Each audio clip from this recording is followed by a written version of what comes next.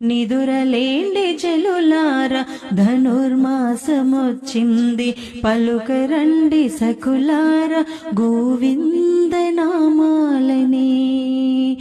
యదువంశతిలకుడే ఎదనున్న దేవుడని, యదువంశతిలకుడే ఎదనున్న దేవుడని, కదలిరండి రమణులార కన్నయ్య సేవక. రామచంద్రాయ జనకరాజగా మనోహరాయ మామకాభీష్టదాయ మహితమంగళం.